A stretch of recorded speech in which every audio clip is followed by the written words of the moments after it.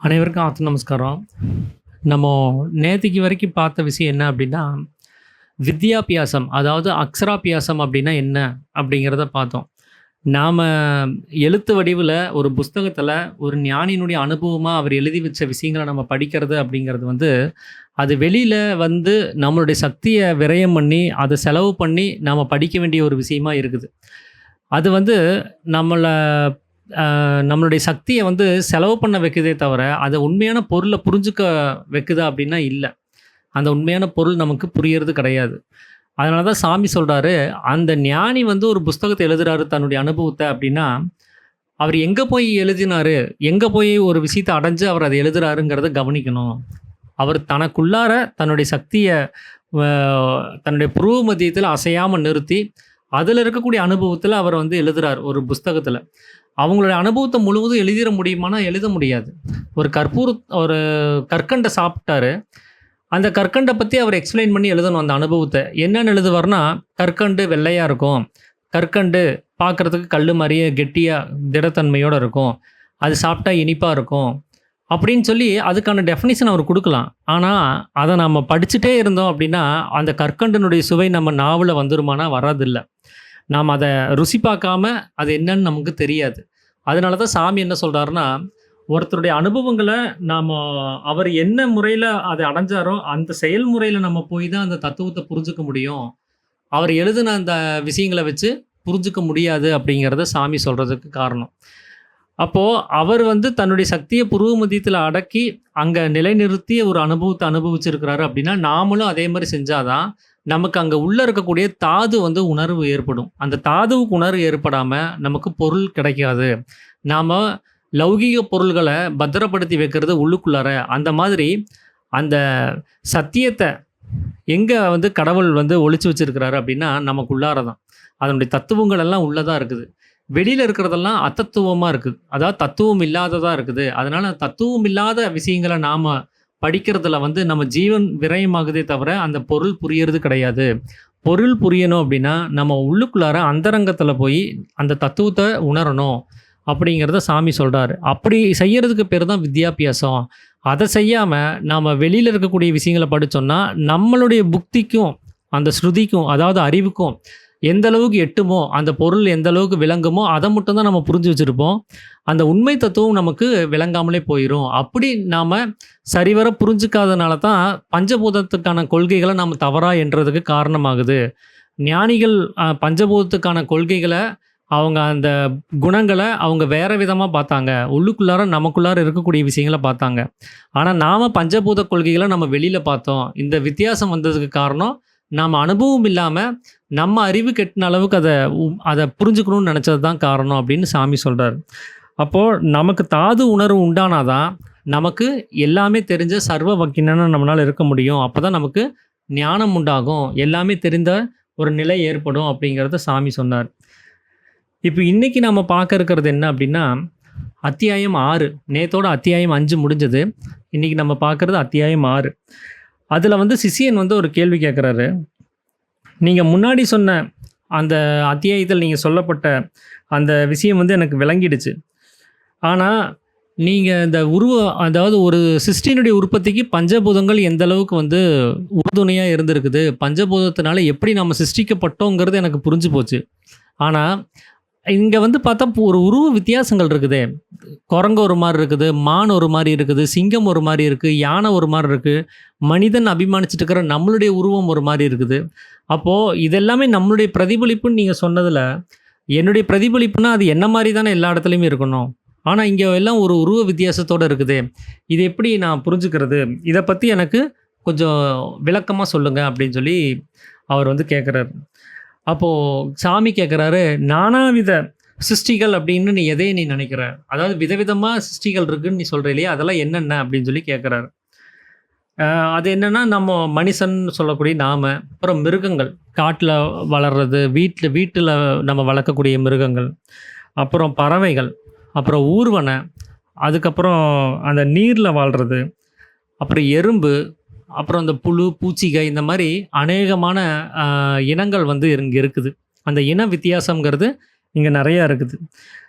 அப்போ நாம யார் இதுல அப்படின்னு சொல்லி கேட்டா, மனிதர் அப்படின்னு சொல்லி நம்மளே குறிப்பிட்டுக்கிறோம். அப்போ சாமி கேட்குறாரு, மனிதன் நம்மளை குறிப்பிடுறதுக்கு என்ன காரணம் அப்படின்னு சொல்லி கேட்குறாரு. விசேஷ புத்தி இருக்குது நமக்கு. ஏன்னா நமக்கெல்லாம் மனிதர்னு அபிமானிச்சுட்டு இருக்கிற நமக்கெல்லாம் 6 அறிவு இருக்குது. எறும்புகளுக்கெல்லாம் 1 அறிவு தான் இருக்குது. யானைக்கெல்லாம் 5 அறிவு தான் இருக்குது. யானை, சிங்கம் இந்த மாதிரி விஷயங்களுக்கெல்லாம் 5 அறிவு தான் இருக்குது. இந்த மாதிரி ஓரறிவுள்ள ஜாதிகள், ஈரறிவுள்ள அந்த இனங்கள், 3 அறிவுள்ள இனங்கள், 4 அறிவுள்ள இனங்கள், 5 அறிவுள்ள இனங்கள், அப்புறம் இறுதியா 6 அறிவுள்ள இனங்கள் அப்படின்னு சொல்லி நம்மளை வந்து குறிப்பிட்டு நம்ம சொல்கிறோம். ஏன்னா நமக்கு வந்து அந்த மற்ற மிருகத்தை விட அதிகமாக நம்ம யோசித்து ஒரு இயந்திரத்தை கண்டுபிடிக்கிறோம். ஒரு விஷயத்தை எளிமையாக முடிக்கிறதுக்கு இயந்திரத்தை கண்டுபிடிக்கிறோம். இங்கிருந்து விண்வெளிக்கு கூட நம்மளால் போய் சந்திர மண்டலத்துக்கு போய் ஒரு கொடியை நட்டிட்டு வர முடியும். செயற்கை மழையை நம்மளால் உண்டு பண்ண முடியும். ஒரு விவசாயத்தை ஸ்பீட் பண்ண முடியும். ஹைப்ரிட் விதைகளை உருவாக்கி அதை வந்து ஸ்பீடாக வந்து க்ரோத் பண்ணுறதுக்கான ஒரு விஷயங்கள் இருக்குது. இதெல்லாம் வச்சு நம்ம பார்க்கும்போது நம்ம வந்து மற்ற உயிரினத்தை விட நாம் வந்து இன்னும் கொஞ்சம் அட்வான்ஸ்டு ஒரு அறிவோடு இருக்கிறோம் அப்படின்னு சொல்லி நாம் நினைக்கிறோம். அதனால தான் நமக்கு 6 அறிவு இருக்குது அப்படின்னு சொல்லி நாம் நினச்சிக்கிட்டு நாமளே மனிதர்னு நம்ம குறிப்பிட்டிருக்கிறோம் அப்படின்னு சொல்லி சொல்கிறாரு. அப்போ விசேஷ புத்திங்கிறது மனிதர்களுக்கு மட்டும்தான் இருக்குது. அந்த மனிதருங்கிறது நாம தான் அப்படிங்கிறத நம்ம குறிப்பிட்டு இங்கே வந்து சொல்கிறோம். அப்போ மற்ற ஜந்துக்களுக்கெல்லாம் விசேஷ புத்தி இல்லையா அப்படின்னு கேட்டால் இல்லை அப்படின்னு தான் நாம் சொல்ல வேண்டியதாக இருக்கும். ஏன்னா நம்மளை விட அது அதிகமாக யோசிக்கிறது கிடையாது. அது இயற்கை என்னமோ அதோடு அனுசரித்து அதனால என்ன பண்ண முடியுமோ அது பண்ணுது. தூங்குது, சாப்பிடுது, அப்புறம் அந்த சம்யோகத்துக்கான அந்த விஷயங்களை செய்யுது. அதை தவிர அதுக்கு வேறு எதுவுமே கிடையாது. ஒரு வீடு அப்படிங்கிறது அதுக்கு தேவையில்லை, சொத்து தேவையில்லை, ஒரு தொழில் தேவையில்லை, எதுவுமே இல்லை. அது கிடைச்சதை சாப்பிட்டு கிடைச்ச இடத்துல தூங்கிட்டு அந்த தேவையானப்போ அந்த சம்யோகம் அதை வந்து செஞ்சுக்கிட்டு அது பாட்டுக்கு அது ஒரு வாழ்க்கையை ஓட்டிகிட்டு போயிடுது. அதுக்குன்னு ஒரு எய்ம் கிடையாது, ஒரு இலக்கு கிடையாது. ஆனால் நமக்கு அப்படி கிடையாது. நாம் இதை செய்யணும், அப்படி ஆகணும், இப்படி பண்ணணும், இந்த லெவலை நம்ம முடிக்கணும் அப்படின்னு சொல்லி நம்ம நிறைய இலக்குகளை வச்சு நம்ம ஓடிட்டே இருக்கிறோம். அப்போது அதையெல்லாம் அனுசரித்து பார்க்கும்போது அவங்களுக்கு விசேஷமாக யோசிக்கிறதுக்கான புத்தியே கிடையாது. நாம் தான் அதை சிந்தித்து கரெக்டாக வந்து செயல்பட்டுருக்கிறதா நாம் நினச்சிட்ருக்குறோம். அப்படி தான் சீடனும் வந்து சொல்கிறாரு. அப்போ சாமி சொல்கிறாரு, அப்படி நீ நினைக்கிறதா இருந்தால் அந்த நம்பிக்கை தவறு. ஏன்னா விசேஷ புத்தி இல்லாதது நமக்காகுங்கிறார். நமக்கு தான் அந்த விசேஷ புத்தி கிடையாது. நம்மை தவிர, அதாவது பாக்கி எத்தனை வகையான இன விருத்திகள் இருக்குதோ, அந்த வித்தியாசங்கள் இருக்குதோ, எல்லாத்துக்குமே விசேஷ புத்திங்கிறது அங்கே இருக்குது. நமக்கு மட்டும்தான் அந்த விசேஷ புத்திங்கிறது இல்லை அப்படிங்கிறார். அப்போது இந்த ஆகாரம், நித்திரை, மைதுனம் அப்படிங்கிற அந்த 3 விஷயம் அப்படிங்கிறது வந்து எல்லா ஜீவிகளுக்கும் பொதுவானது. அது மற்ற மிருகங்களுக்கு மட்டும் கிடையாது, நமக்கும் அது பொதுவானது. நமக்கும் அந்த 3 நிலைமைகள் இருக்குது. மற்ற ஜீவிகளுக்கும் அந்த 3 நிலைமைகள்ங்கிறது எல்லாத்துக்குமே இருக்குது. அப்போது அந்த மற்ற மிருகங்களுக்கு நாம் அறிவில்லை, நாமளே ஒரு நினப்பு வச்சுருக்குறோம். மற்ற மிருகங்களுக்கெல்லாம் அப்படி ஒரு அறிவுங்கிறது கிடையாது, அதனால் யோசிக்கிறதெல்லாம் இல்லை அப்படின்னு சொல்லி நாம் நினச்சிட்ருக்குறோம். அதனால தான் நமக்கு தான் விசேஷ புத்தி இருக்குது, நாம் தான் மனிதர்கள்னு சொல்லி ஒரு அபிமானத்தை மட்டும் வச்சுருக்கிறோம். நமக்கு நாமளே ஒரு பட்டத்தை சூட்டிக்கிற மாதிரி நாமளே அபிமானமாக வச்சுக்கிறோம்.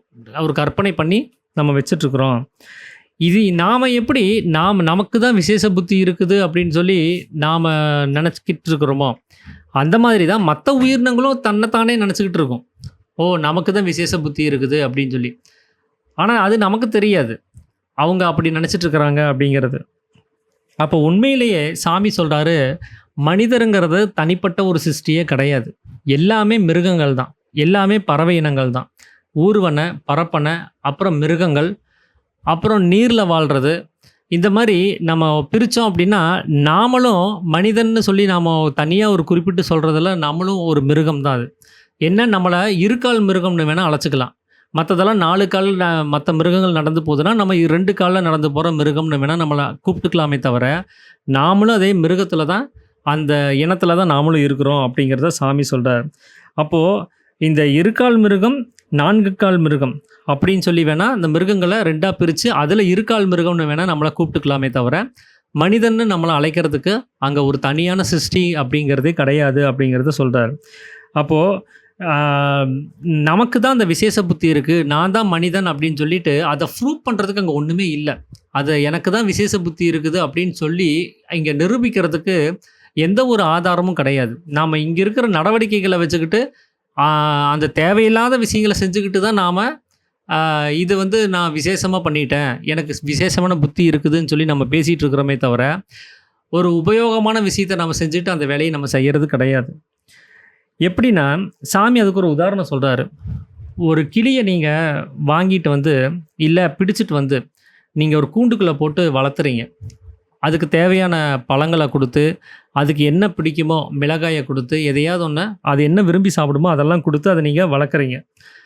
வளர்க்கறதோட நீங்க வீட்டுக்குள்ள பேசிக்குவீங்க பாருங்க. அந்த வார்த்தைகள அது கிரகிக்க ஆரம்பிக்குது. நீங்க கிளிகிட்ட போயி ஏதாவது ஒரு விஷயத்த பேசி அத பழக்கப்படுத்துனீங்கன்னா, அது ஈஸியா பேசி பழகிரும்.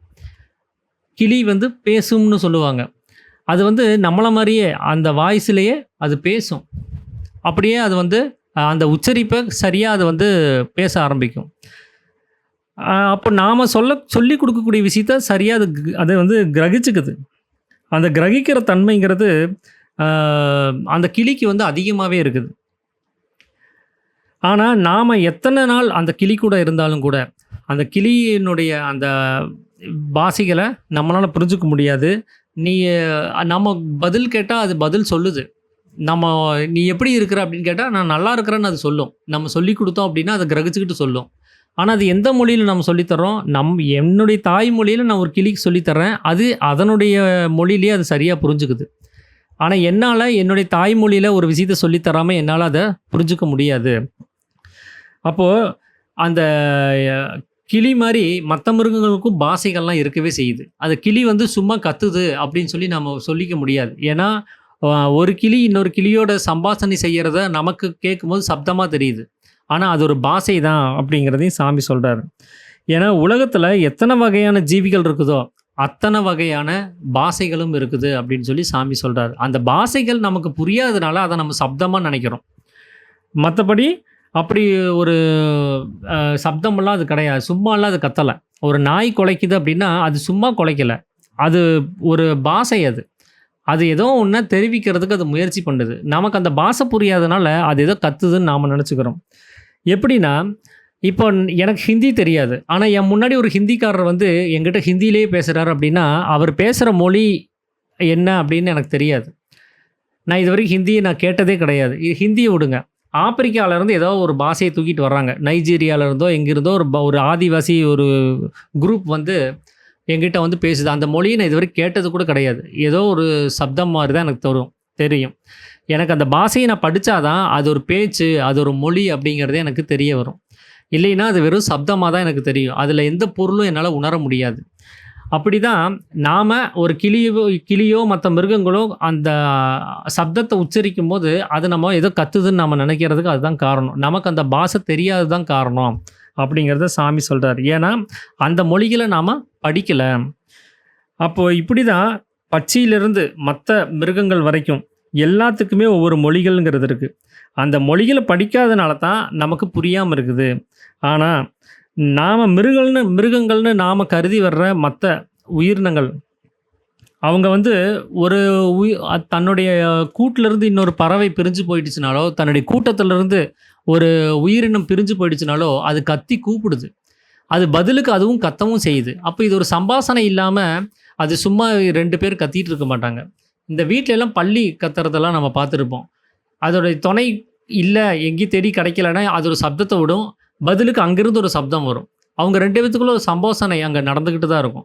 நமக்கு அது வந்து சும்மா பல்லி கத்துது அப்படின்னு தான் சொல்லுவோம்.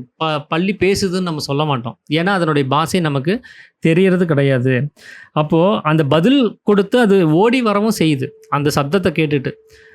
அப்போ இதெல்லாம் வச்சு பார்க்கும்போது, நம்ம உயிரினத்துக்கு எல்லாத்துக்குமே ஒரு மொழி அப்படிங்கிறது அங்க இருக்கவே செய்யுதுங்கிறத நாம இதில புரிஞ்சுக்க முடியும் அப்படிங்கிறதையும் சாமி சொல்றாரு. அது மட்டும் இல்லாம, நாம ஆ இப்படி ஒரு பாஷைய நாம படிக்கணும் அப்படின்னா, எனக்கு வந்து என்னுடைய தாய்மொழியில சொல்லிக் குடுத்தா தான் அத வந்து புரிஞ்சுக்க முடியும். ஹிந்தியில ஒரு வார்த்தை இருக்கு. அந்த வார்த்தையினுடைய பொருள் என்ன புரிஞ்சுக்கணும் அப்படின்னா, இந்த வார்த்தைக்கு இதுதான் பொருள் அப்படின்ட்டு யாராவது ஒருத்தர் என்னுடைய தாய்மொழியில அத சொல்லிக் குடுக்கணும். எனக்கு தெரிஞ்ச பாஷையில சொல்லிக் குடுக்கணும். இல்லைன்னா என்னால அந்த பொருள கிரகிக்க முடியாது. வெறும் அந்த ஹிந்தியினுடைய வார்த்தைய மட்டுமே 1000 முறை அவர் உச்சரிச்சாலும், என்னால அத புரிஞ்சுக்க முடியாது. அதுக்கு இதுதான் அர்த்தம்னு என்னுடைய தாய்மொழியில் சொல்லி தராமல் என்னால் புரிஞ்சுக்க முடியாது. ஆனால் மற்ற மிருகங்கள்லாம் நீங்கள் கவனித்து பாருங்கள், நாம் அதனுடைய தாய்மொழி நமக்கு தெரியாது. ஆனால் அந்த மிருகத்தினுடைய அந்த மொழியை தெரிஞ்சுக்காமலே என்னுடைய மொழியிலிருந்து நான் சொல்லித்தரேன். ஒரு நாயை பார்த்து ஷேக் ஹேண்ட் அப்படிங்கிறேன், அது கையெடுத்து கொடுத்து அது உடனே புரிஞ்சுக்குது. உட்காரு அப்படின்னா உட்காருது, எந்திரி அப்படின்னா எந்திரிக்குது, போ அப்படின்னா போகுது, இங்கே வா அப்படின்னா வருது. அப்போ இதெல்லாம் அது எப்படி கிரகிக்குது? நான் அந்த நாயினுடைய பாஷையில் போய் நான் குலைச்சி நான் ஒன்றும் அதைய நான் சொல்லித்தரல. நான் என் பாஷையில் சொல்லி கொடுக்குறேன். ஆனால் அது அதனுடைய பாஷையில் அது அர்த்தத்தை சரிவர புரிஞ்சுக்குது.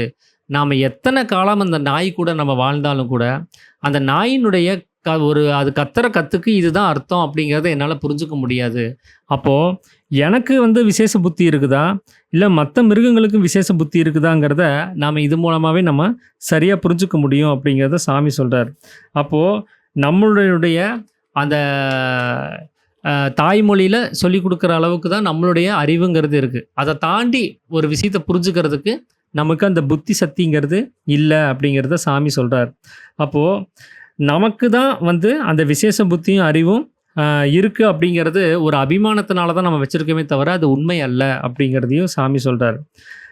அதனால் விசேஷ புத்தியும் அறிவும் யாருக்கு இருக்குது அப்படின்னு சொல்லி பார்த்தீங்கன்னா மற்ற உயிரினத்துக்கு தான். ஏன்னா அவங்களுக்கு நீங்கள் எந்த பாஷையில் பேசினாலும் அது சரியாக புரிஞ்சுக்குது. டெல்லியில் இருக்கிற ஒரு மாடு அது ஹிந்தி பாஷையே பேசினவங்களோடய பழக்கப்பட்டு அது வாழ்ந்துட்டுருக்குன்னு வச்சுக்கோங்களேன். அந்த மாட்டை நீங்கள் தமிழ் தேசத்துக்கு, அதாவது தமிழ்நாட்டுக்கு நீங்கள் அதை வாங்கிட்டு வந்துட்டீங்க. இப்போ இங்கே வந்து நீங்கள் தமிழில் பேசுங்க, அது நீங்கள் பேச பேச அது புரிஞ்சுக்கும். அது பாட்டுக்கு அது லெஃப்ட்டு திரும்பும், ரைட்டு திரும்பும், எல்லாமே செய்ய ஆரம்பிக்கும். அப்போது அதுக்கு எந்த பாஷையும் அதுக்கு தடை கிடையாது. எந்த பாஷையும் அதனால் புரிஞ்சிக்கக்கூடிய ஒரு தன்மையில் அது இருக்குது அப்படிங்கிறதையும் சாமி சொல்கிறார். ரெண்டாவது, ஒரு நாம் வளர்த்துற ஒரு மாட்டை ஒரு அமாவாசை இருட்டில் ஒரு ஆற்றுக்கு அந்த பக்கம் கொண்டு போய் நீங்கள் விட்டுட்டு நீங்கள் வந்துடுறீங்க. நைட் நேரத்தில் போய் விட்டுட்டு வந்துடுறீங்க. அதை யாரும் பிடிச்சு வைக்கலை, இல்லை வேறு ஏதாவது மிருகத்தினால அதுக்கு எந்த ஒரு உபத்திரவும் நடக்கலை அப்படின்னா அது ஒரு நாளோ 2 நாள்லையோ அது எவ்வளோ டிஸ்டன்ஸ் இருக்குதோ அந்த டிஸ்டன்ஸுக்கு அனுசரித்து ஒரு நாள்லேயே 2 நாளே திரும்பி உங்கள் வீட்டுக்கே அது திரும்பி வந்துடும். அது யாருக்கிட்டையும் எந்த அட்ரஸும் கேட்குறதில்ல. இது எந்த திசைன்னு அதுக்கு தெரியாது. அதுக்கு ஒரு மோப்ப சக்தி இருக்கும், அதுக்கு ஒரு அறிவு இருக்குது. இந்த வழியாக நம்ம வந்திருக்கலாம், இந்த வழியாக போனால் அவர் வீட்டை அடைஞ்சிடலாம் அப்படிங்கிற ஒரு அறிவை கொண்டு அது நேராக கிளம்பி நம்ம வீட்டை தேடி வந்துடுது.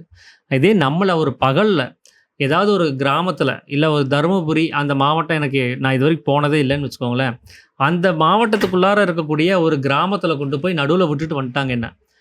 நான் அதை மெயின் ரோட்டில் இருக்கக்கூடிய பைபாஸுக்கு வரணும் அப்படின்னா கூட, ஏன்னா பைபாஸுக்கு வந்துட்டோன்னா அங்கே போர்டு வந்துடும், கோயம்புத்தூருக்கு எத்தனை கிலோமீட்டர்னு எனக்கு தெரிஞ்சிடும். அப்போ அந்த பைபாஸுக்கு வர்றது கூட அந்த ஊருக்குள்ளார எப்படி போனால் பைபாஸ் வரும் அப்படிங்கிறத கேட்டுட்டு தெரிஞ்சுக்கிட்டு தான் என்னால் வர முடியும். என்னால் அப்படியே கிளம்பி அந்த பைபாஸ் அடைய முடியாது. என்னால் திரும்பி இங்கே கோயம்புத்தூருக்கு வரவும் முடியாது. யார்கிட்டையாவது கேட்டுட்டோ, இல்லை ஏதாவது ஒரு போர்டை பார்த்தோ, அந்த அறிவிப்பு பலகையை பார்த்துட்டோ, இல்லை கூகுள் மேப்பை பார்த்துட்டோ, இப்படி தான் என்னால் அதை அங்கேருந்து கிளம்பி வர முடியும். அப்போது இன்னொரு உதவி அப்படிங்கிறது எனக்கு அங்கே தேவைப்படுது. இன்னொருத்தருடைய உதவிங்கிறது தேவைப்படுது. ஆனால் மற்ற மிருகங்களுக்கு எந்த ஒரு உதவியும் இல்லாமல் தானே தன்னுடைய விசேஷ புத்தியை வச்சுக்கிட்டு அது அங்கேருந்து கிளம்பி வருது அப்படிங்கிறத சாமி வந்து சொல்கிறாரு. அப்போது இந்த விசேஷ புத்திங்கிறது அந்த மாட்டுக்கு அதிகமாகவே இருக்குது நம்மளை விட. அது யார்கிட்டையும் எந்த விஷயத்தையும் கேட்காமலே அது சுலபமாக அது கிளம்பி வந்துடுது அப்படிங்கிறதையும் சாமி வந்து சொல்கிறார். அப்போது அந்த ஒரு மிருகங்கள் அப்படின்னு சொல்லி சொல்லும்போது இந்த 4 கால் மிருகம் அப்படின்னு சொல்கிற மாதிரி நாமெல்லாம் 2 கால் மிருகமாக இருக்கிறோம். அந்த மிருக புத்தி அப்படிங்கிறது இருக்கிறதுனால தான் நமக்கு அந்த அறிவுங்கிறது ரொம்ப குறைவாக இருக்குது. மற்ற உயிரினங்கத்துங்கள்லாம் வந்து நாம் மிருகம்னு சொல்லிக்கிறோமே தவிர அதை வந்து மிருகம்னு நம்ம சொல்ல முடியாது. ஏன்னா முன்னாடியே நம்ம சொல்லிட்டோம், மனிதர்னு நம்மளை ஏன் குறிப்பிட்டு சொன்னோம், விசேஷ புத்தி இருக்கிறதுனால தான் நம்மளை மனிதர்னு சொன்னோம். இப்போ விசேஷ புத்தி நமக்கு இல்லைங்கிறத இப்போ நிரூபித்தாச்சு. அப்போ விசேஷ புத்தி யாருக்கு இருக்குதுன்னு நம்ம நிரூபிச்சிருக்கிறோம் அப்படின்னா நம்மளை தவிர மற்ற எல்லா உயிரினத்துக்கும் அந்த விசேஷ புத்தி இருக்குதுன்னு சொல்லியாச்சு.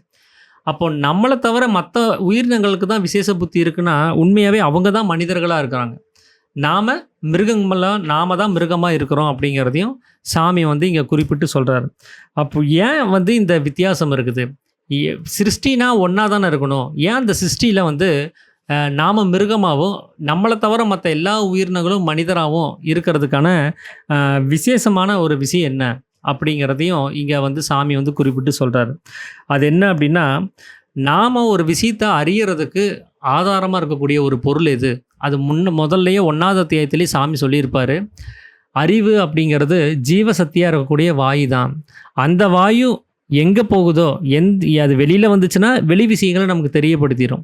அது புருவ மத்தியத்துக்கு போயிடுச்சுன்னா, புருவ மத்தியத்தில இருக்கக்கூடிய விஷயங்கள் நமக்கு தெரிவிச்சுரும். அப்போ தெரிவிக்க வேண்டிய ஒரு வஸ்துவா இருக்கிறது அந்த வாயு தான். இப்ப நமக்கு விசேஷ புத்தி இருக்குது, இல்ல அப்படிங்கிறத தீர்மானிக்கிறது அந்த வாயு தான். மத்த உயிரினத்துக்கு விசேஷ புத்தி இருக்கு அப்படின்னா, அதுக்கு காரணம் அதுக்குள்ளார ஓடக்கூடிய சுவாசம் தான்.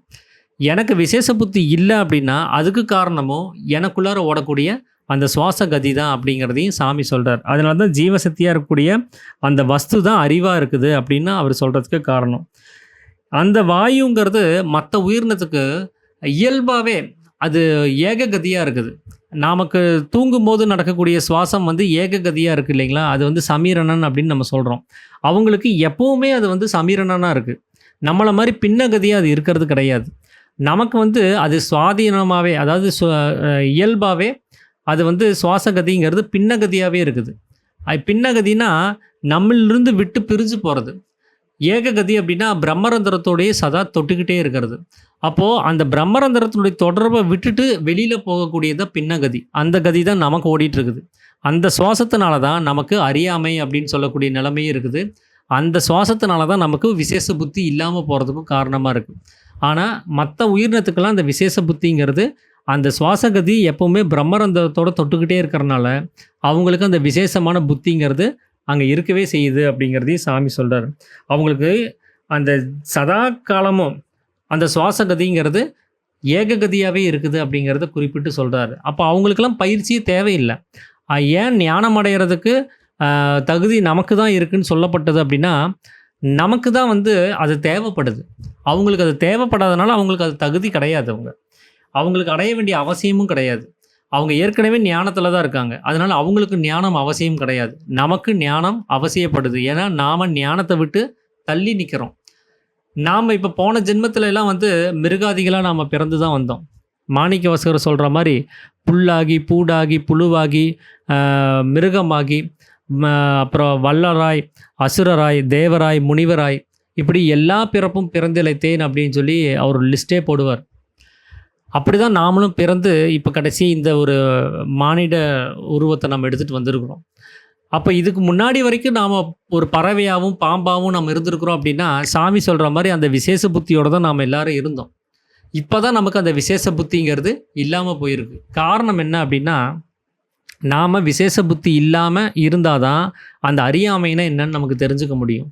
அந்த விசேஷ புத்தியிலிருந்து நம்ம விலகி வந்தா தான், மாயைய பத்தி தெரிஞ்சுக்க முடியும். இல்லைன்னா பிரம்மத்திலேயே தொட்டுக்கிட்டு இருப்போம். பிரம்மரந்திரத்தவே தொட்டுட்டே இருந்தோம்னா, நம்ம பிரம்மமாவே இருப்போம். நம்ம ஆனந்தத்திலேயே இருப்போம். அந்த ஆனந்தம்னா என்னன்னே நமக்கு தெரியாமலே போயிரும். அந்த ஆனந்தத்த நம்ம தெரிஞ்சுக்கிறதுக்காக தான், பிரம்மம் இதுதான் அப்படிங்கிறத தெரிஞ்சுக்கிறதுக்காக தான், நமக்கு இப்படி ஒரு பின்னகதிய குடுத்து, நம்மளுடைய விசேஷ அறிவ நம்மளிலிருந்து தள்ளி வச்சு, நமக்கு அது இல்லாம பண்ணி, நமக்கு ஒரு மாயையினுடைய அறியாமைய கடவுள் வந்து குடுக்குறாரு. இந்த அறியாமைய முழுவதும் தெரிஞ்சுக்கிட்டு, திரும்பவும் நீங்க அறிவுக்குள்ளார நீங்க வரும்போது, இந்த அறிவு எப்படிப்பட்டது? அந்த அறியாமை எப்படிப்பட்டதுங்கிறத முழுவதும் புரிஞ்ச ஒரு நிலைமையில இருப்பீங்க. அது புரிஞ்சுக்காத நிலைமையில மத்த மிருகங்கள் இருக்குது. அவங்க என்னதான் பிரம்மத்திலே இருந்தாலும், என்னதான் மாயையினுடைய பிடியிலிருந்து விலகியே இருந்தாலும், அவங்களுக்கு மோட்சம்ங்கிறது கிடையாது. ஏன்னா, மோட்சம் அடையணும் அப்படின்னா, நீங்க 2யுமே புரிஞ்சு வச்சிருக்கணும். மாயைனா என்னன்னு தெரிஞ்சிருக்கணும், பிரம்மம்னா என்னன்னு தெரிஞ்சிருக்கணும். அப்பதான் நீங்க தேர்ந்தெடுக்க முடியும். எனக்கு எது வேணும்? எது அவசியம்? இதில எது மதிப்பு அதிகமானது அப்படின்னு உங்களால உணர முடியும். ஏதோ ஒரே ஒரு ஆப்ஷன் தான் உங்க கையில குடுக்குறாங்க அப்படின்னா, அது நீங்க கம்பல்சரி எடுத்துக்கிற மாரி தான் இருக்கும். 2 விஷயம் நான் குடுத்தா தான், நீங்க எது சரிங்கிறத பார்த்து நீங்க தேர்ந்தெடுக்க முடியும். அப்ப அந்த செலக்ட் பண்ற அந்த ஒப்பீனியன்ங்கிறது உங்களுடையதா இருக்கும். அப்படிதான் கடவுள் விரும்புனாரு. மோட்சத்த நீ தேர்ந்தெடுக்கணும். நானா குடுக்கக்கூடாதுங்கிறத கடவுள் முடிவு பண்ணாரு. மத்த மிருகங்களுக்கு அந்த மோட்சம்ங்கிறது கடவுளால குடுக்கப்பட்டதுனால தான், அவங்களுக்கு மோட்சத்தினுடைய அருமை என்னன்னே தெரியல. ஏன்னா, அவங்களுக்கு குடுத்தது அது ஒண்ணே ஒண்ணு தான். அவங்களுக்கு மாயை கிடையாது. அவங்களுக்கு அறியாமை கிடையாது. நமக்கு கடவுள் என்ன தீர்மானிச்சார்னா, நீ உணர்ந்து மோட்சத்துல இருக்கணும். மத்ததெல்லாம் உணராமலே மோட்சத்துல இருக்கு. மத்ததெல்லாம் உணராமலே ஆனந்தத்துல இருக்கு. நீ ஆனந்தத்தை உணர்ந்து இருக்கணும் அப்படின்னு கடவுள் முடிவு பண்ணி தான் நமக்கு அறியாமையும் சேர்த்தி கொடுத்து, பாரு இந்த ரெண்டையுமே அனுபவி. இந்த ரெண்டில் எது முக்கியமானது, எது சரியானது, எது உனக்கு நல்ல விஷயங்கிறத நீ தேர்ந்தெடுத்து ரெண்டையும் அனுபவித்து நீ தேர்ந்தெடுத்துக்கோ அப்படிங்கிற ஒரு வழிவகையை நமக்கு செஞ்சு கொடுத்துருக்கிறாரு. அதனால தான் நாம் முந்தின ஜென்மம் வரைக்கும் ஞானியாகவே இருந்துட்டோம். ஞானத்திலே இருந்து விசேஷ புத்தியாகவே இருந்துட்டோம். இன்றைக்கி அதுக்கு ஒரு திரையை போட்டு மறைச்சு அறியாமை அப்படின்னு சொல்லக்கூடிய ஒரு பின்னகதியை நமக்கு கடவுள் கொடுத்துருக்கிறாரு. நாம் அந்த பின்னகதியை நம்ம ஏககதியாக நம்மளுடைய முயற்சியில் மாற்றும் போது அங்கே கிடைக்கக்கூடிய ஆனந்தத்தை நம்ம ருசி பார்க்கும்போது உங்களால் கம்பேர் பண்ண முடியும். பின்னகதியில் இருக்கும்போது நம்ம எவ்வளோ தொல்லைகளை துன்பங்களை அனுபவித்தோம், இப்போ ஏககதியாகும்போது எவ்வளோ பெரிய ஆனந்தம் இருக்குது அப்படிங்கிறத உணர்ந்து அந்த ஆனந்தத்தில் இருக்கும்போது உங்களால் அந்த ஆனந்தத்தை விட்டு கொடுக்க முடியாது. உங்களால் சுலபமாக அதை நீங்கள் வேண்டான்னு நீங்கள் சொல்லிட முடியாது. அந்த ஒரு விஷயத்தை நீங்கள் புரிஞ்சு இருக்கணுங்கிறதுக்காக தான் சாமி இறைவன் நமக்கு அந்த பின்னகதியை கொடுத்து நம்மளை அறியாமைக்குள்ளார அவர் தள்ளினதுக்கு காரணம்.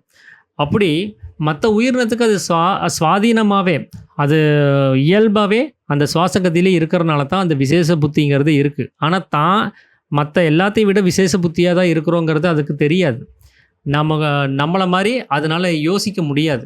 இப்போ நமக்கு பாருங்கள், அந்த பின்னகதி இருக்கிறனால எவ்வளோ கமிட்மெண்ட் இருக்குதுன்னு. அவங்களுக்கு எந்த கமிட்மெண்ட்டும் கிடையாது. தூங்கணும், சாப்பிட்ணும், மைதூனம் பண்ணணும், சம்யோகம் செய்யணும். இதை தவிர அவங்களுக்கு எந்த வேலையுமே இந்த உலகத்தில் கிடையாது. ஆனால் நமக்கு அப்படி கிடையாது. அந்த மாயையில் இருக்கிறனால அந்த அறிவு இன்னமும் பின்னகதியாக மாறி அது கெட்டு போனதுனால நம்ம நிறைய யோசிக்கிறோம். இது பண்ணலாம், அது பண்ணலாம், இப்படி செஞ்சால் ஆனந்தம் கிடைக்கும், அப்படி செஞ்சால் ஆனந்தம் கிடைக்கும்ன்ட்டு நம்ம நிறையா விஷயங்கள் இங்கே செஞ்சுக்கிட்டே இருக்கிறோம். நம்மளுடைய மூளையும் அந்த மனசும் அதிகமாக வேலை செஞ்சுக்கிட்டே இருக்குது. எதையாவது ஒன்று சிந்திச்சுக்கிட்டே இருக்குது. அவங்களுக்கு அது இருக்கிறது கிடையாது. அவங்க தூங்கும்போது கூட விழிப்போடு இருப்பாங்க. ஒரு நாய் ரோட்டில் படுத்து சும்மா தூங்கிட்டு இருக்கோம். ஒரு சின்னதாக ஒரு லேசாக ஒரு கல் எங்கேயாவது விழுந்துச்சுன்னா டக்குன்னு எந்திரிச்சிரும். அது எப்படி அந்த தூக்கம் கலையுதுன்னே அதுக்கு தெரியாது. டக்குன்னு எந்திரிச்சிரும். ஒரு சின்ன சப்தம் போதும் அதை எழுப்பி விடுறதுக்கு. அது எங்கேயாவது ஒரு இடத்துல ஒரு நாய் ஒரு ஓரமாக எங்கேயாவது குலைக்கும், உடனே இது எந்திரிச்சிடும். ஆனால் நாம் தூங்குனா நீங்கள் நினச்சி பாருங்கள், எவ்வளோ சப்தம் கொடுத்து நம்மளை தட்டி எழுப்ப வேண்டியதாக இருக்கும்னு. அதுதான் அறியாமைக்கும் விழிப்புணர்வுக்கும் இருக்கக்கூடிய வித்தியாசம். அவங்க தூங்குனாலும் விழிப்போடு இருப்பாங்க. ஆனால் அந்த நிலைமை தான் நமக்கு வேணும். ஆனால் அவங்களுக்கு அது சுலபமாகவே கொடுத்ததுனால அதனுடைய மதிப்பு என்னன்னு அவங்க தெரியாமலே அந்த நிலைமையில் அவங்க இருப்பாங்க. நாம் தெரிஞ்சிருக்கணுங்கிறதுக்காக தான் நமக்கு கடவுள் அந்த பின்னகதியை கொடுத்து வச்சிருக்கிறாரு அப்படிங்கிறத சாமி சொல்கிறார். இப்போது இந்த பின்னகதி அப்படின்னு சொல்லும்போது அது ஏககதியாக இல்லாமல் இருக்கிறது அப்படின்னு அர்த்தம். அது பின்னகதி அப்படின்னா நமக்குள்ளார சமீரனோட சதா தொட்டுட்டு இருந்தால் அதுக்கு பேர் ஏககதி. அதை தொடாமல் அதிலிருந்து விட்டு விலகி அது வெளியில் பிரதிபலிக்கும் போது அதுக்கு பேர் பின்னகதின்னு பேர். இப்போ நமக்கு பின்னகதியாக இல்லாமல் அது ஏககதியாக மாறிடுச்சு அப்படின்னா அப்போ அந்த அறிவாக இருக்கக்கூடிய வஸ்து என்ன பண்ணுன்னா நம்மளுடைய புருவ மத்தியத்தில் லயமாகும். அப்போது அறிவாகி அந்த ஜீவசக்தியாக இருக்கக்கூடிய அந்த வாயுங்கிற பொருள் நமக்குள்ளார அடங்க ஆரம்பிக்கும். அப்படி அடங்கும்போது தான் நமக்கு அறிவு உண்டாகுது. அப்படி அந்த அறிவோடு இருந்தவங்க தான் அனுபவஸ்தர்கள். அவங்க தான் ஞானிகள் அப்படின்னு சொல்லி நம்ம குறிப்பிட்டு பேசுகிற ஒரு நிலைமையில் இருந்தோம். அதனால் மனிதருங்கிறது ஒரு தனிப்பட்ட சிருஷ்டி கிடையாது. யாருமே பிறக்கும் போதே மனிதன் அப்படின்னு சொல்லி எந்த ஒரு பிறவியும் கிடையாது. அவங்களும் அப்படி தான். மற்ற உயிரினத்து சாமி மனிதன்னு சொல்கிறாங்கன்னா அவங்களுடைய தொழிலை அனுசரித்து தான், அவங்களுடைய செய்கையை அனுசரித்து அவர் சொல்கிறாரு. அவங்களுக்கு ஏககதி ஓடுதா, அவங்க மனிதர்கள். நமக்கு ஏககதி ஓடலையா, நாம் மிருகங்கள் அப்படின்னு சொல்லி சொல்கிறாரே தவிர நம்மளுடைய பிறப்பினுடைய அடிப்படையில் நம்மளை மிருகம்னோ அவங்கள மனிதர்னோ அவர் பிரித்து பார்க்கல. அதே ஏககதி நமக்குள்ளார ஓடுச்சுன்னா நாமளும் மனிதர்கள் தான். நமக்கு ஓடக்கூடிய அதே பின்னகதி அவங்களுக்கு என்றைக்காவது ஓடுச்சுன்னா அப்போ அவங்களும் மிருகங்கள் தான் அப்படிங்கிறது தான் இங்கே சாமி குறிப்பிட்டு சொல்கிற ஒரு விஷயம். அதனால தான் மனிதர்களுக்கே மோட்சம்னு சொல்கிறதுக்கு காரணம். மனிதன்னா யார்? ஏககதியோடு இருக்கணும். அவன் தான் மனிதன். நமக்கு ஏககதி என்றைக்கு ஓடுதோ அன்றைக்கி தான் நாம் மனுஷனாக முடியும். அப்போ தான் நமக்கு மோட்சங்கிறது கிடைக்கும் அப்படின்னு சொல்லி இதுக்கு முன்னாடி இருந்தவங்க சொன்னதுக்கு காரணம். அதனால் நாம் இப்போ பார்க்கக்கூடிய இந்த தோற்றம்ங்கிறது நம்மளுடைய பின்னகதியிலிருந்து வந்தது. நாம் பார்க்கக்கூடிய இந்த உலகமும் இங்கே இருக்கக்கூடிய நடவடிக்கைகள் எல்லாமே நம்முடைய சக்தி அந்த புருவ மத்தியத்தில் அடங்காமல் அது வெளியில் பிரதிபலிப்பாக வெளியில் உண்டு பண்ணி வச்சுருக்குது இந்த தோற்றத்தை. இந்த தோற்றம் இருக்கிற வரைக்கும் நம்மளால் மனிதனாக முடியாது. ஏன்னா பின்னகதி ஓடிட்டுருக்குதுன்னு அர்த்தம். எப்போ இந்த பின்னகதி இல்லாமல் அது ஏககதி ஆகுதோ அப்போ இந்த வெளி தோற்றங்கிறது நசிஞ்சு போயிடும் அப்படிங்கிறதையும் சாமி சொல்கிறார். எப்படின்னா, ஒரு மத்தியான வேளையில் நீங்கள் வந்து ஒரு பாலைவனத்தில் நடந்து போகிறீங்கன்னு வச்சுக்கோங்களேன். அப்போது அங்கே வந்து பார்த்தீங்கன்னா, தூரத்துல இருந்து பார்த்தீங்கன்னா, அங்கே தண்ணி இருக்கிற மாதிரி ஒரு தோற்றம் உண்டாகும். அந்த தோற்றத்துக்கு காரணம் என்னென்னா, சூரியனுடைய கிரகணங்கள் வந்து அந்த வறண்ட பிரதேசத்தில் பட்டு பிரதிபலிக்குது. அந்த பிரதிபலிக்கும் போது ஒரு ஜுவாலையோட ஒரு அனலா அது வந்து எழுந்திரிக்குது. அந்த அனல்ல தான் நம்ம பார்க்கும்போது, அந்த அனலினுடைய அசைவை நம்ம பார்க்கும்போது, ஏதோ தண்ணி இருந்து அசைகிற மாரி நமக்கு ஒரு தோற்றத்தை உண்டு பண்ணுதே தவிர, அது வந்து உண்மையாவே அந்த நெருப்பினுடைய ஜுவாலை தான் அது. அது அந்த ஒரு மண்ணுல பட்டு பிரதிபலிக்கக்கூடிய நெருப்பினுடைய ஜுவாலைய தான் நாம தூரத்துல இருந்து பார்க்கும்போது தண்ணி மாரி தெரியுது. ஆனா பக்கத்துல போய் பார்த்தா அங்க ஒண்ணுமே இருக்காது. அப்படி ஒரு கானல் நீரா தான் இந்த உலகம்ங்கிறது இருக்கு அப்படிங்கிறத சாமி சொல்றாரு. அப்போ அந்த தண்ணீர் இருப்பதாக தோன்றதுக்கு காரணம் என்ன அப்படின்னா, அங்க வந்து எந்த ஒரு நிழலும் கிடையாது. மரத்தினுடைய நிழல் எதுவும் இல்லாம, அந்த கிரகணத்த தடுத்து நிறுத்துறதுக்கு அங்க எதுவுமே கிடையாது. அந்த உஷ்ணத்த வந்து அந்த சமதளப்படுத்துறதுக்கு, அந்த உஷ்ணத்த குறைக்கிறதுக்கு அங்க ஒரு மரமோ, ஏதாவது ஒரு விஷயங்கள் அங்க இருக்கணும். இருந்துச்சுன்னா, அங்க வெயிலினுடைய தாக்கம் கொஞ்சம் குறைவு ஏற்படும்.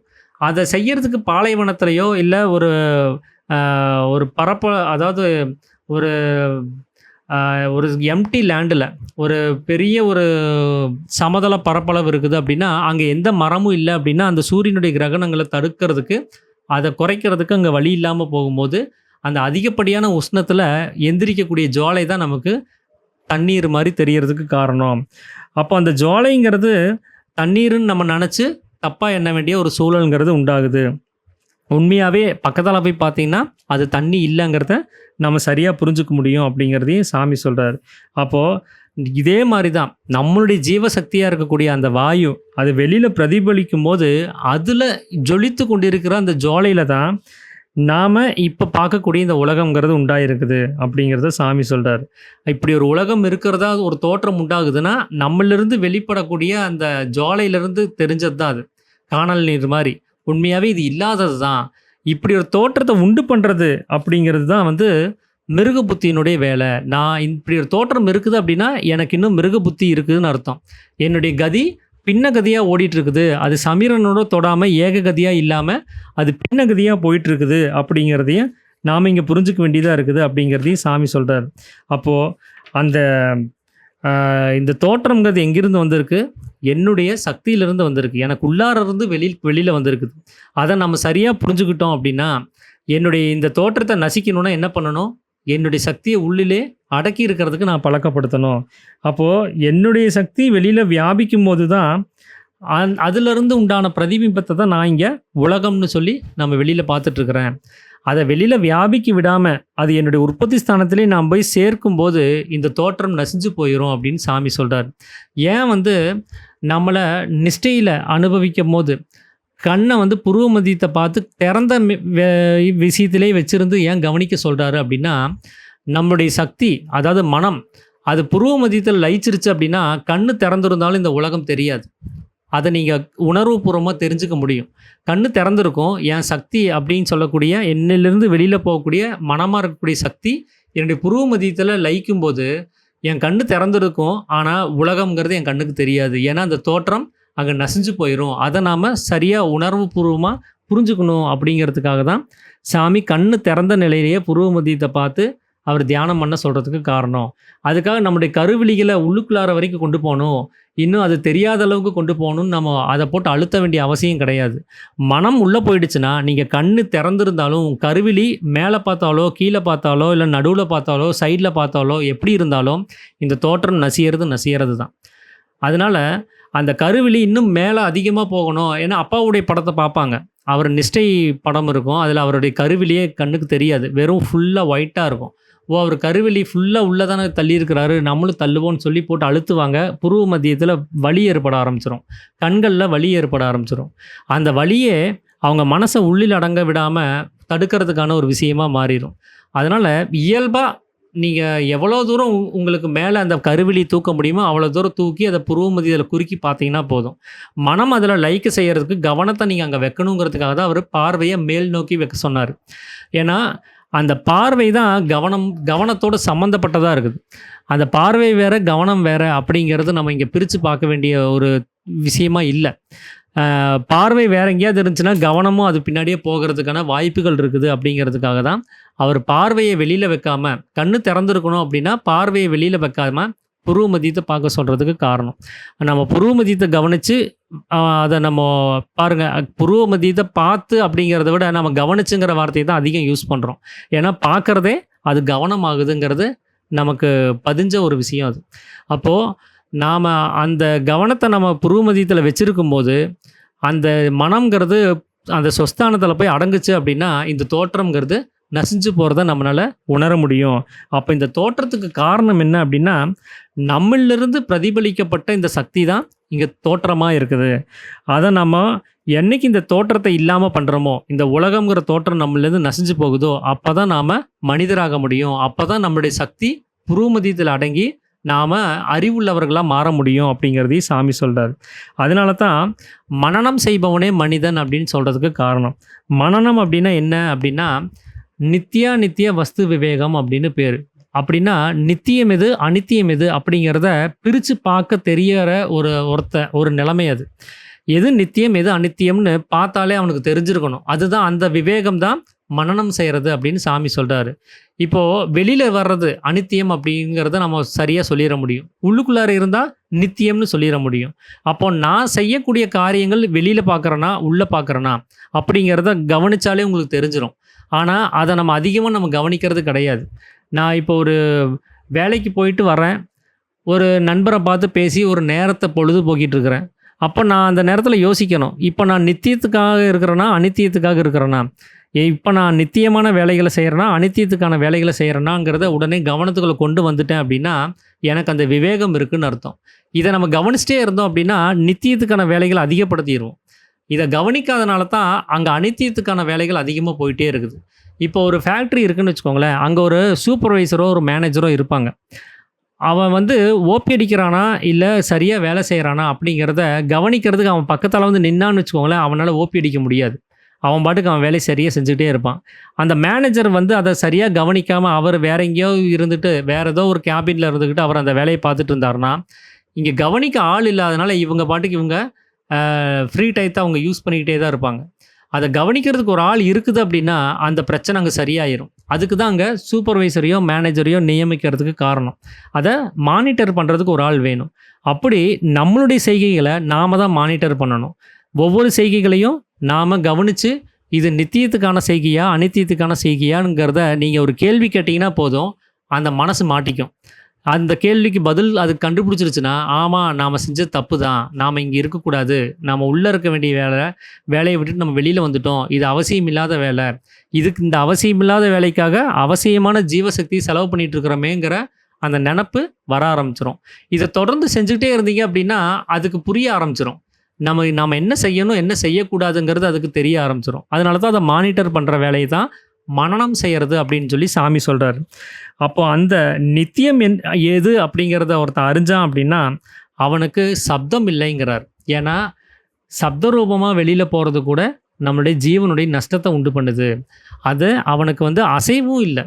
சப்தத்திலிருந்து தான் நமக்கு அந்த அசைவு உண்டாகுது. அந்த சப்தத்திலிருந்து தான் நமக்கு மனம் வெளிப்படுது. அந்த சப்தத்திலிருந்து தான் நான்கிற அகங்காரம் உண்டாகுது. அப்போ இது எதுவுமே இல்லாமல் போகும்போது அவனுடைய சக்தி என்ன ஆகும்னா உள்ளுக்குள்ளாரே அடங்க ஆரம்பிச்சிடும்.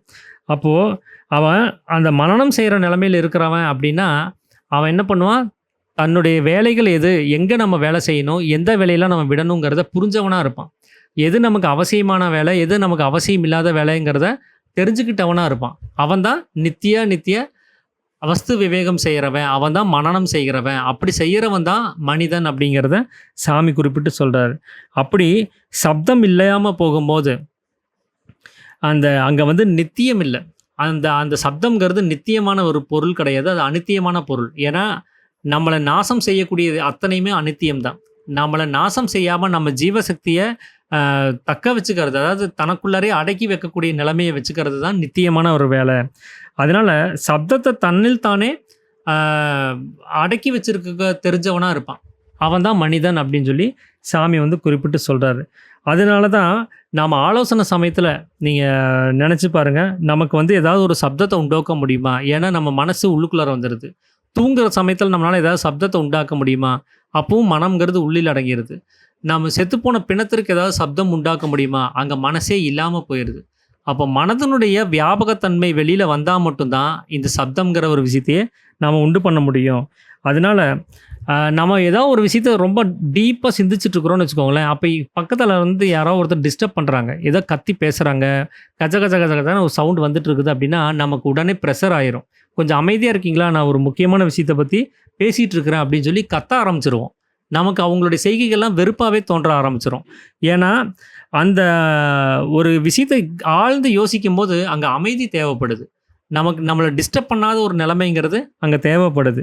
அந்த நேரத்துல நம்மனாலயும் சப்தத்த உண்டாக்க முடியாது. வெளியில இருக்கிற ஒரு சப்தத்தையும் நம்மளால ஏற்க முடியாது. அப்ப அங்க சப்தம்ங்கிறது உள்ளார்ந்தும் வர்றது கிடையாது, வெளியிலயும் போறது கிடையாது. இந்த நிலைமையில தான் அங்க அந்த யோசனைங்கிற ஒரு சமயமே அங்க வந்து உண்டாகுது. அதனால எப்போ நம்மளுக்குள்ளார இருக்கக்கூடிய சப்தம் நமக்குள்ளாரே அடங்குதோ, அப்பதான் நம்ம மனிதராகுறோம். அப்பதான் மனம்ங்கிறது நமக்குள்ளாரே லயிக்க ஆரம்பிக்குது அப்படிங்கிறத சாமி சொல்றாரு. அப்போ மனம் தனக்குள்ளார லயிக்கும்போது, தானா தன்மயமா இருக்கக்கூடிய அந்த மோட்சம்ங்கிற நிலைமைய நம்ம அடைய முடியும். அப்படி செய்யறவன் தான் மனிதன். அதனால தான் மனிதருக்கே மோட்சம் அப்படின்னு சொல்லி சொல்றதுக்கு காரணம். அதெல்லாம நம்ம சப்த ரூபமா நம்முடைய ராகத்து வேஷாதிகளா இருக்கக்கூடிய விருப்பு வெறுப்புகளோட நாம இத மனச வெளியில விட்டு சம்மந்தப்படுத்திக்கிட்டு, நாம மத்த மனிதர் அப்படின்னு சொல்லி, நாம தான் மனிதர்ன்னு சொல்லி ஒரு அபிமானத்தோட நம்ம நடந்துக்கிட்டு, உண்மையாவே நம்ம மனிதர்னா யாருன்னே தெரியாம நம்ம தான் மனிதர்ன்னு நம்ம அபிமானிச்சுட்டு நடந்துட்டு இருந்தோம் அப்படின்னா, நம்ம ஜீவசக்தி விரயமாய் போயிட்டு தான் இருக்கே தவிர, அத தடுக்கிறதுக்கு அங்க எந்த ஒரு யுக்தியும் இல்லாம போகுது. அதனால நாம மனிதராகணும் அப்படின்னா, இந்த ராகத்து வேஷம்னு சொல்லக்கூடிய விருப்பு வெறுப்புகள், இந்த தொழில்கள்லாம் விட்டுட்டு, அந்த சப்தமா இருக்கக்கூடிய மனதனுடைய வெளிப்பாட உள்ளுக்குள்ளாரே அடக்கி நாம பழக்கப்படுத்தணும். அப்பதான் நாம மனிதர். அத பண்ணாத வரைக்கும் நாம மிருகங்கள் தான் அப்படின்னு சொல்லி சாமி சொல்றார். ஸோ இதுதான் வந்து ஆ விசேஷ புத்தி அப்படிங்கிற பேர்ல நமக்கு வந்து விசேஷ புத்தி இல்ல. மத்த மனிதர்களுக்கு தான் விசேஷ புத்தி இருக்கு. நமக்கு ஏன் விசேஷ புத்தி இல்ல அப்படிங்கிற காரணத்தையும், எப்படி இருந்தா நமக்கு விசேஷ புத்தி நமக்கு வருங்கிற காரணத்தையும் சாமி வந்து இந்த அத்தியாயங்கள்ல தெரிவிச்ச ஒரு விஷயம். ஆனா அவர் கேட்ட கேள்வி என்ன? ஏன் இந்த உருவ வித்தியாசம்னு தான் கேட்டாரு. இந்த உருவ வித்தியாசத்த பத்தி அவர் இன்னும் பதில் சொல்லல. அதுக்கு முன்னாடி மனிதன், மிருகம் அப்படிங்கிற விஷயத்துக்கான டெஃபினிஷன் மட்டும் தான் சாமி குடுத்துருக்கிறாரு. ஸோ நாளைக்கு வந்து அந்த உருவ வித்தியாசம் என்ன? ஏன் அந்த உருவ வித்தியாசம் அப்படிங்கிற டாபிக்க வந்து நம்ம நாளைக்கு கவனிப்போம். அனைவருக்கும் ஆத்தும் நமஸ்காரம்.